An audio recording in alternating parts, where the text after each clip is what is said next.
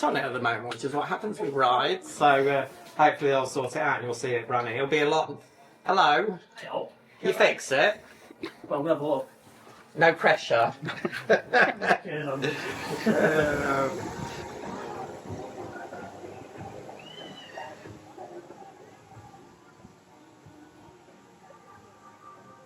Alright guys, so we're under the flying machine. As I mentioned at the start, this is our oldest ride. So this dates from 1904. This wasn't actually the original one, although here it was. And this is all to do with Sir Hiram Maxim, who's the designer of this ride. He's a really interesting guy. If you ever get the chance, have a Google of him, because he's got quite the history.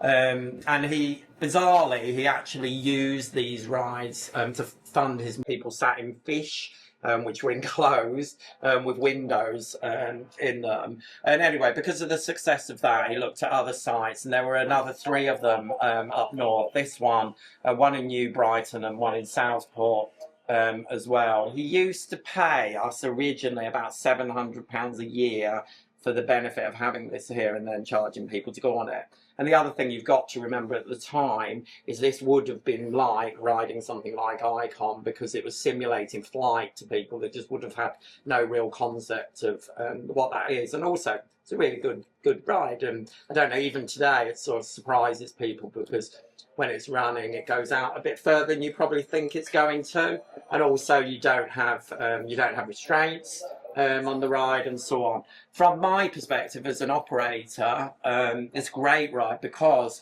it's so near to the front of the park, and it's what we call a people eater.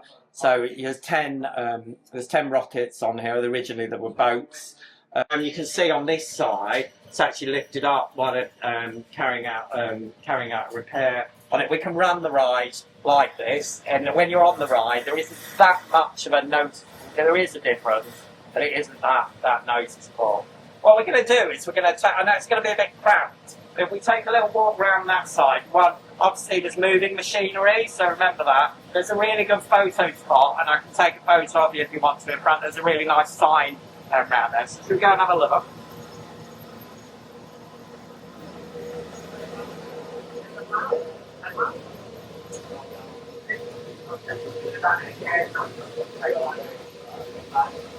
My photo, if you want me to take a photo of you in front of you.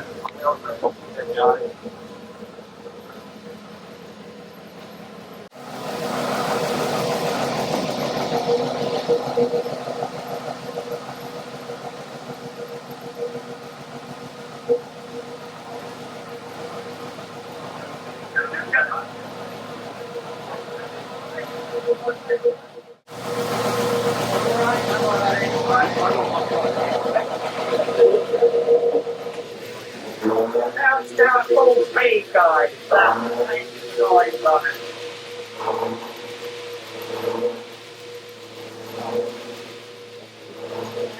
The ride doesn't have any brakes. The other couple of things to mention is for the operator now, they just press a button to make this happen.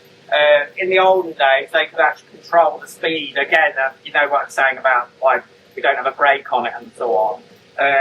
So obviously we've made it a lot more straightforward. So now they just press a button and it goes through the ride cycle. It's automated. But the control of it, I'll show you as we go down back that way, because we actually have still got it. And what's weird is it's very similar to the kind of control that you'll find on one of the older style trams. Blackpool, there's a lever there up and down. It also carries some spare parts. If you poke your head around that corner as we go past there, you'll see one of these big cogs, a spare one, on the ground in there. We do that so that Pleasure Beach actually has like a warehouse out the back full of spare parts. And we carry those because if you can imagine during the season, if you have a failure of a critical part, then that can wipe that ride out while you have to get it manufactured. Underneath flying machines, first time I've been there. Yeah. History.